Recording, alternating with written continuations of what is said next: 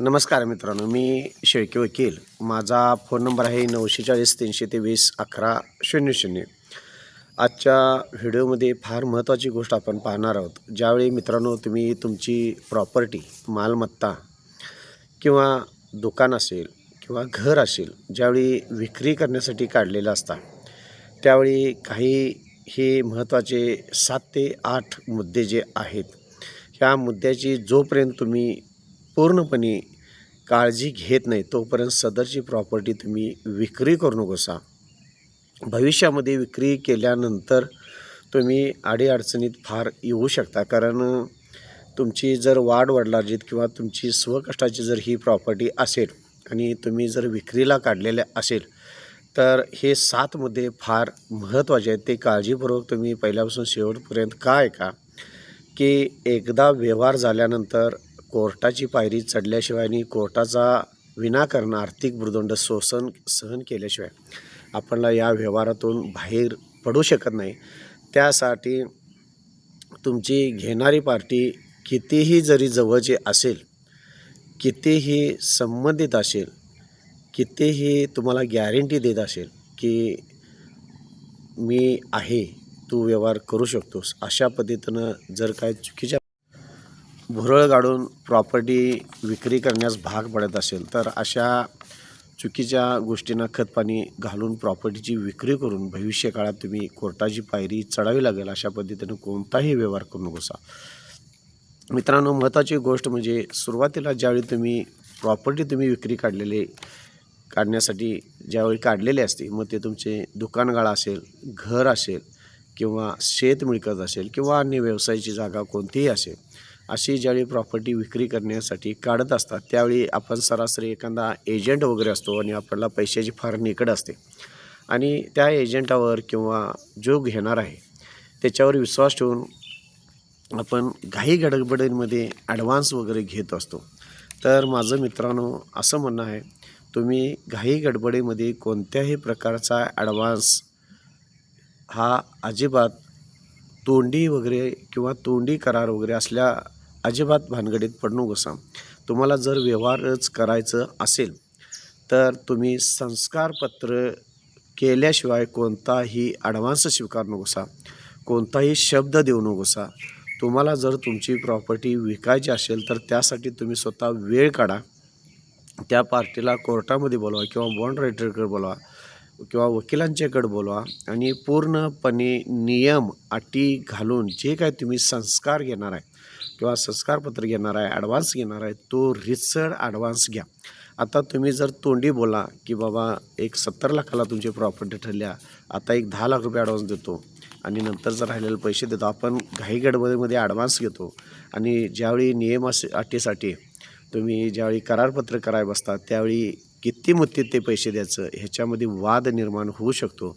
ज्या काही नियम असतील, अटी असतील, किती दिवसात खरेदी द्यायचा आहे, ह्या संदर्भात नंतर तुमचा वाद येऊ शकतो. त्यामुळं मित्रांनो, पहिली महत्त्वाची अट अशी आहे, तुम्ही तुमची प्रॉपर्टी विकत असताना ॲग्रीमेंट केल्याशिवाय, करारपत्र केल्याशिवाय प्रॉपर्टी विक्री करू नकोसा आणि तुम्ही ॲडव्हान्ससुद्धा घेऊ नकोसा. कारण महत्त्वाची गोष्ट असते, तुमच्या नियम अटी काय ज्या ठरल्यात त्यांना ते माहिती पाहिजे. ही पहिली ह्यातली महत्त्वाची अट आहे. मित्रांनो, दुसरी महत्त्वाची तुम्ही प्रॉपर्टी विकताना महत्त्वाची अट अशी आहे, ज्यावेळी तुम्ही ॲडव्हान्स घेतल्या जाते किंवा एखादी पार्टी असं म्हणत असते की मी तुम्हाला आत्ताच्या आत्ता 70 लाखच्या 70 लाख द्यायला तयार आहे आणि मला आत्ता ताबा आत्ताच्या आत्ता द्या. मित्रांनो, पैसे जरी पूर्ण तुम्हाला तुमच्या ताब्यात मिळत असतील आणि तुमच्या असं डोक्याचा काही विषय असेल की बाबा मला पैसे पूर्ण मिळाल्यात आणि ताबा त्यांना कधीही दिला तरी चालतो आहे किंवा 10 लाख संस्कार दिलेला आहे आणि ताबा आत्ताच्या आत्ता द्या, तर अशा पद्धतीनं चुकीचा व्यवहार करू नका. तुम्हाला जर प्रॉपर्टी विक्री करायची असेल तर संस्कारपत्र करा. संस्कारपत्र करून ती रक्कम तुमच्या खात्यावर जमा झाल्यानंतर ताबा जो द्यायचा आहे तो ताबा संस्कारपत्र झाल्यानंतर अजिबात देऊ नकोसा.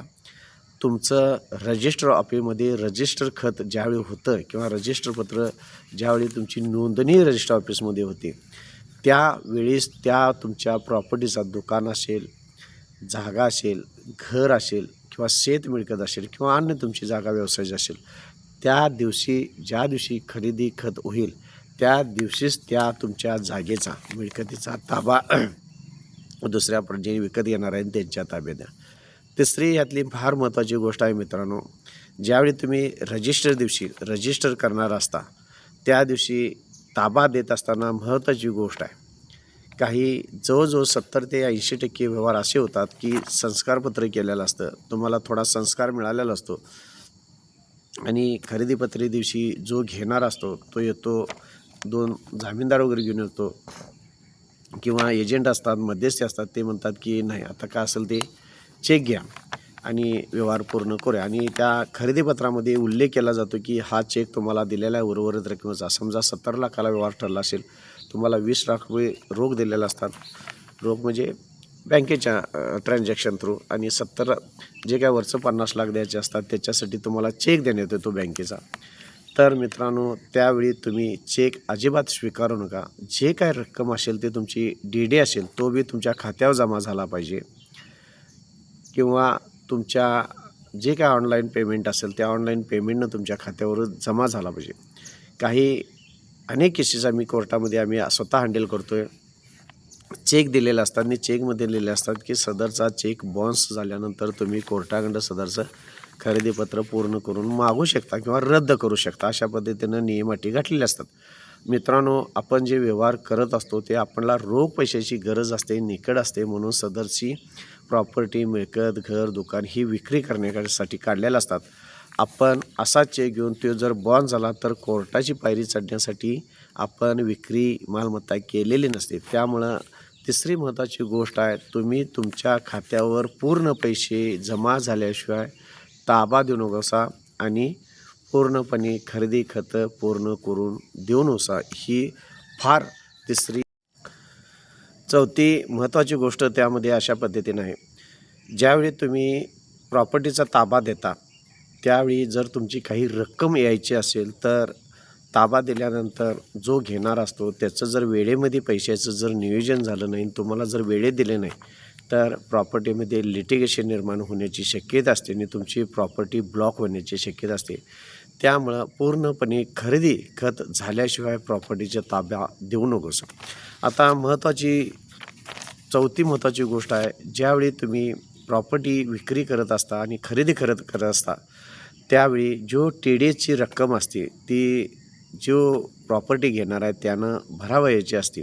सदरची रक्कम भरत असताना जो प्रॉपर्टी घेणार असतो म्हणत असतो की आज भरूया, उद्या भरूया, जे काय रक्कम असेल ती नंतर भरून त्याचं चलन देतो तुम्हाला.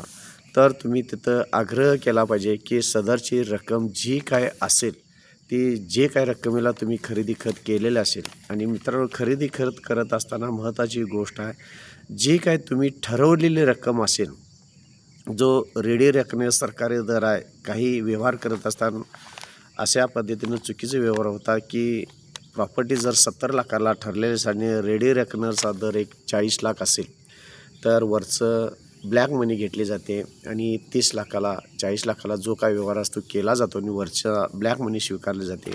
आणि ह्यावेळी तुम्ही ते पैसे कुठे खर्च करायचे, ह्यावेळी जर इन्कम टॅक्सचा जर तुम्हाला ताप झाला तर तुम्ही 100% अडचणीत येऊ शकता. त्यामुळं जी काही प्रॉपर्टी तुम्ही विक्री करणार आहात त्याचा संपूर्ण टीडीएस टॅक्स जो आहे तो भरून घ्या. त्यामुळं तुम्हाला जे काही रक्कम तुम्ही विक्री करून रक्कम आलेली असते, जी काय 70 लाख म्हणा, जी काय 70 लाखाला विकली असेल तर ते तुम्हाला ब्लॅक मनी, व्हाईट मनी हा विचार करत बसायची पाळ येणार नाही. सरासरी व्यवहार हे अशा पद्धतीनं चुकीच्या पद्धतीने केले जातात आणि नंतर लिटिगेशन कोर्टामध्ये फार मोठा त्रास होण्याची शक्यता असते. जी काय टीडीएसची पावती आहे ती ऑन दी स्पॉटला टीडीएस आता लवकर भरला जातो. चलन जे काय नंबर असेल तिची पावती तुम्ही खरेदी खत करत असतानाच जो काय मालमत्ता घेणार आहे त्याच्याकडे घेणं मित्रांनो गरजेचं आहे. हा 5वा मुद्दा झाला. त्यानंतर महत्त्वाची गोष्ट आहे, रजिस्टर करत असताना जो काय व्यवहार असेल तो पूर्णपणे तुम्ही त्या रक्कम जी टीडीची वगैरे आहे त्यामध्ये जर तुम्ही चेक स्वीकारलेला असेल आणि त्यामध्ये जर तुम्ही उल्लेख केलेला असेल की सदरचा चेक बाउन्स झाल्यानंतर खरेदी खत रद्द होणार वगैरे, पुन्हा त्या व्यक्तीनं जर चेक बाउन्स केला तर खरेदी खत तुम्हाला सांगत असतो की तो आज देतो, उद्या देतो, 15 दिवसांनी तुम्हाला पैसे देतो. तुम्ही तोंडी ओरल विश्वास ठेवू नका, कारण प्रॉपर्टी एकतरी ताबा दिलेला असतो, चेकचं तरी पैसे मिळाले नसतात. तर ज्यावेळी तुम्ही 2 दिवसांनी देतो म्हणतो त्यावेळीसुद्धा तुम्ही ॲग्रीमेंट करून घेणं गरजेचं आहे. जर ॲग्रीमेंट करून देण्यास जर व्यक्ती ती मिळकत घेणारी टाळाटाळ करत असेल, तर तुम्ही लीगल नोटीस पाठवून त्या पद्धतीनं पुढची प्रोसिजर लगेच तुम्ही चालू करणं गरजेचं आहे. कारण तुम्ही एक प्रामाणिक व्यक्ती असता आणि प्रामाणिकपणे तुमची प्रॉपर्टी, मिळकत, दुकान असेल, घर असेल, ती विक्री करण्यासाठी काढलेलं असता. त्यामुळं ह्या 6-7 ज्या गोष्टी आहेत, किरकोळ गोष्टी वाटतात आपल्याला, पण ज्यावेळी आपण आपली प्रॉपर्टी विक्री करत असताना काही विनाकारण अडचणीत येतो, त्यावेळी विनाकारण कोर्टाची पायरी चढायची पाळी येत असते. त्यामुळं सदरच्या ह्या गोष्टींचं तुम्ही प्रॉपर्टी विक्री करत असताना अतिशय काळजीपूर्वक विचार करणं मित्रांनो गरजेचं आहे. माझ्या चॅनलला जर आपण सबस्क्राईब केलं नसेल तर सबस्क्राईब करा, लाईक करा, शेअर करा. धन्यवाद.